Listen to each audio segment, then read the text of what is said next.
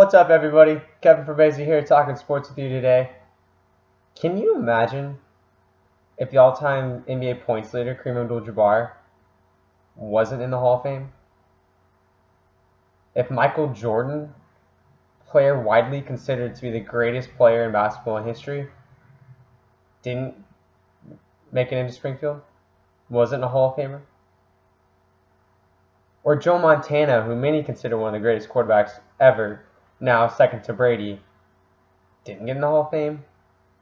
Or Peyton Manning, who holds virtually every passing record there is, wasn't slated to hit the Hall of Fame when he was eligible? Does that make any sense to anybody? Would any of you guys sit here and say, oh yeah, you can justify not putting Kareem in, or MJ in, or Manning in, or Montana in? Because I sure can't. And that brings me to a story from last week. Last week, the MLB announced the Hall of Famers for this year. And deservedly so, Mariano Rivera gets in the Hall of Fame. You can make an argument whether he should have been the first unanimous Hall of Famer, but his numbers speak for themselves. One of the most unhittable pitches in baseball history with that famous cutter, the most saves in MLB history, very deserving of a Hall of Fame nod. But once again, Barry Bonds was not inducted in the Hall of Fame. The Michael Jordan of baseball is still not a Hall of Famer. Mind you, Edgar Martinez, granted, in his last year on the ballot, he got into the Hall of Fame. Did you know Edgar Martinez had less than half as many home runs as Barry Bonds? Do you know how many times Edgar Martinez finished the top 3 in the MVP? Once. He was top 3 in MVP voting once. Barry Bonds won the award 7 times. And I know people are going to sit here and say, well, Barry Bonds cheated baseball. He broke the rules. He took steroids. Okay, so then why is Gaylord Perry in the Hall of Fame?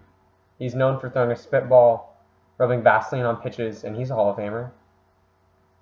Ty Cobb sharpened his spikes and slid spikes first into second and third base when he was stealing. You don't think that helps him steal bases and moves that shortstop, second baseman, makes him a little less willing to tag him? You don't think that has an effect?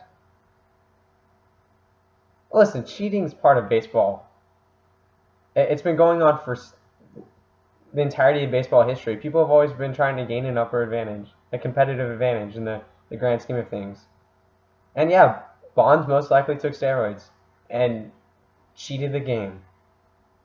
But you're not going to put in the greatest hitter in baseball history. Not even the greatest hitter. The greatest player in baseball history is not in the Hall of Fame. Because these righteous writers think, oh, he used steroids, how dare we put him in? And yeah, Bonds was not great with the media. He's known for being very brass, not willing to work with them, rude, disrespectful. But his numbers speak for himself. He has the most home runs in baseball history, 762. A lot of people point to that being tainted by steroids. But even so, I think the numbers still speak for themselves. He has 7 MVPs. You know he had 3 before his alleged start with steroids. The man is an 8-time Gold Glover. 8-time Gold Glover. Are you kidding me? So not only am I getting one of the best hitters in baseball history, one of the best fielders? Oh, and by the way, he had over 500 stolen bases. That's elite company. He was every bit the 5-tool player that we always dream of, that we hope Bryce Harper is when becomes, that we want Chris Bryant to turn into. Barry Bonds hit for power, hit for average, stole bases, was a good fielder, and had a decent arm. He's the best player in baseball history. Did you know for a season, he got on base over 60% of the time? He had an OBP of 609. 609, that means he got on base at a higher rate than Shaq made free throws. Are you kidding me? That is absurd. In baseball, when A good average is 320. A great average is 320. Getting on base over 40% of the time is incredible. This guy got on base 60% of the time. 60% of the time. He's all-time leader in walks. All-time leader in home runs. One of the best eyes in baseball history. And he's not in the Hall of Fame. He didn't win any rings, yeah, but, I mean, baseball's a team sport. Was he ever on that great of a team in San Francisco or Pittsburgh? He never played on a dominant Yankees team like Derek Jeter, Alex Rodriguez, Mickey Mantle. He was never on a great team. But he hit 73 home runs in a season. That's never been bested. And mind you, during that season, how many pitches did he actually have to hit? He was famously intentionally walked with the bases loaded. Are you kidding me? Baseball managers decided it's better to just walk home a run than throw a pitch to Barry Bonds. Wow. Has anybody in any sport ever had that type of respect? That he was that big of a threat that you'd rather just sacrifice the run than throwing him a pitch? And you're telling me he's not a Hall of Famer? Writers, what are you guys thinking? Barry Bonds took steroids. I think it's pretty clear, although I do believe in the phrase innocent until proven guilty. He probably took steroids. And yes, to some extent, that's cheating the game. But you can't hit a baseball just by taking steroids. You don't take 232 walks in a season because all of a sudden steroids make you this guy who's got an incredible eye. Now, Barry Bonds was special.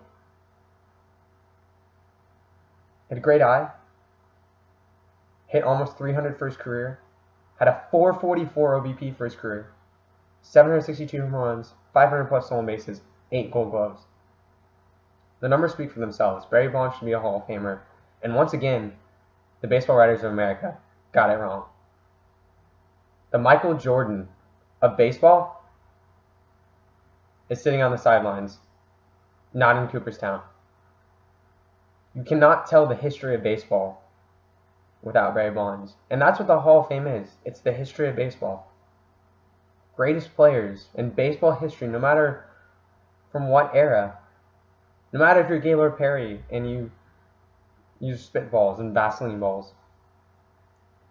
Or if you sanded a baseball before you threw a pitch.